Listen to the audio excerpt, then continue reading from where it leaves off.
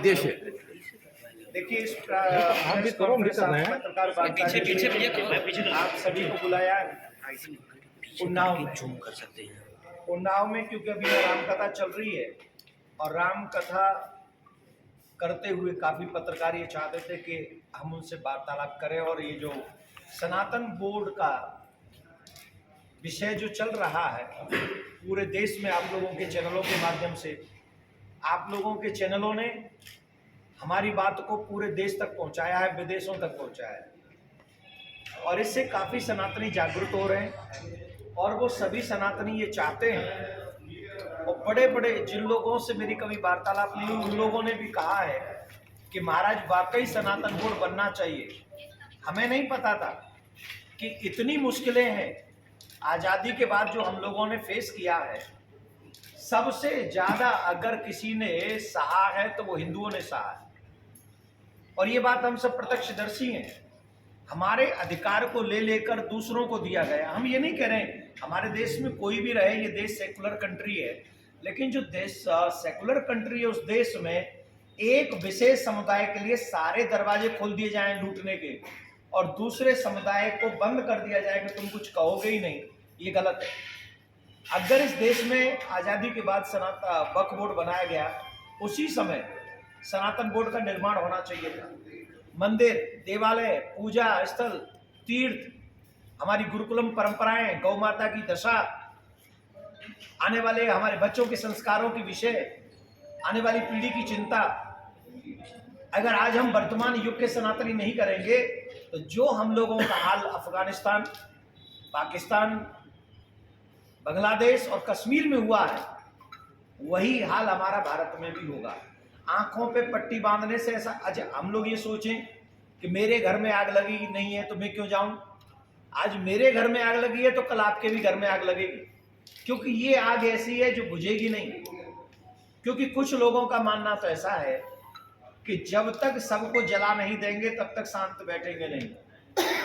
तो इस कंडीशन को देखते हुए कोई हमारे पूजा मंदिर उनको हत्या ना सके, कोई हमारी बहन बेटियों को हमसे छीन न सके, कोई हमारे पूजा पद्धति, संस्कारों को, संस्कृति को, गुरुकुलम परंपरा को समाप्त न कर सके, उसके लिए हमने कहा है तुम्हें जो देना है, जिसको देना है वो दीजिए, लेकिन हमें सनातन बोर्ड दीजिए, हमें सनातन बोर्ड चाहिए।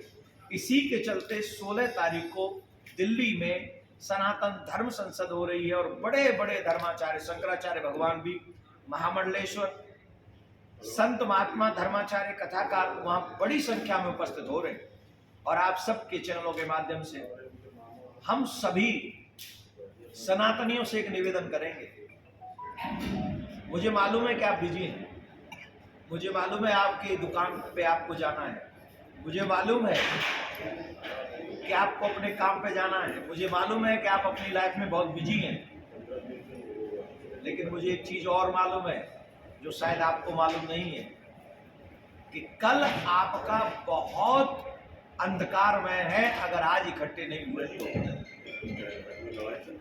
इन स्थितियों को हम भली भांति जानते हैं, मैं आपको अलग से उसका वर्णन नहीं कर रहा हूं।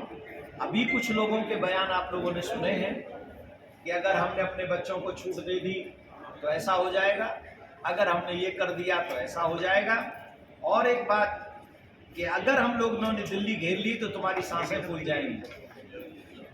कहा गया कि नहीं कहा गया? आप लोगों के चैनलों पे चला कि नहीं चला? तो हमें डराने धमकाने की बात हो रही। तो हम तो निवेदन करेंगे सभी सनातनियों से कि जितने भी सनातनी आप मुझे सुन रहे हैं, ईमानदारी से एक दिन अपने देश की सुरक्षा के लिए निकालिए, एक दिन आप अपने बच्चों को बचाने के लिए निकालिए, एक दिन अपने पूजा पद्धति को बचाने के लिए, देवालय मंदिरों को बचाने के लिए। जाति पंथ इन सब से ऊपर उठकर हम सभी को 16 तारीख को, 16 नवंबर को दिल्ली में उपस्थित होना चाहिए। एड्रेस बता रहा हूँ, खजूरी खास, पुस्ता 4 और 5, शाहदरा। 10 बजे से लेके 5-6 बजे तक हमको एक दिन चाहिए, हमें आपका। आप हमें एक दिन दीजिए, हम सरकार से प्रयास करेंगे और सभी विपक्षी दलों से भी प्रयास करेंगे कि जब आप सबके लिए दरवाजा खोलते हो तो हम सनातनियों के लिए भी दरवाजा खोलो। हम भी वोटर हैं आपके, हम भी आप लोगों को वोट करते हैं। ऐसी कोई पार्टी नहीं है जिस पार्टी को ये गारंटी से कहे कि हमें किसी सनातनी का वोट नहीं मिलता।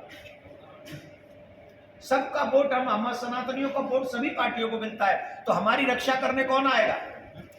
अरे बांग्लादेश में इतना बड़ा बवंडर उठा,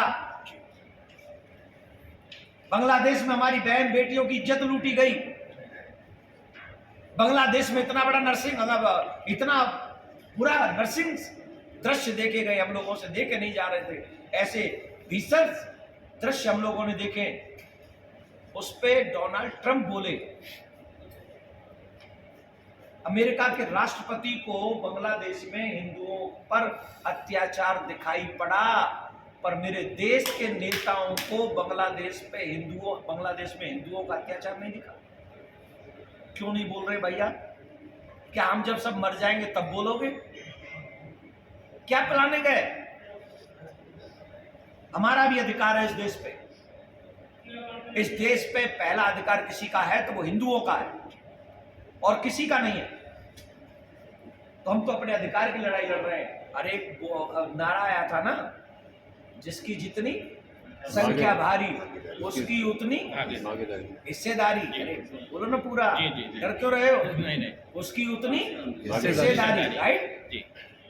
सनातनियों की हिस्सेदारी देख लो कि हमारी हिस्सेदारी कितनी होनी चाहिए। हमारी भागीदारी देख लो, 100 करोड़ प्लस हैं हम लोग। हम तो कह रहे हैं 115 120 करोड़ होंगे लगभग, फिर भी 100 करोड़ मान रहे। तो जैसे वक्फ बोर्ड पे 18-19 करोड़ होने के बाद जितनी 9.5 लाख एकड़ जमीन है, उसके हिसाब से आप हिस्सा बांट लो, बाकी की जमीन सरकार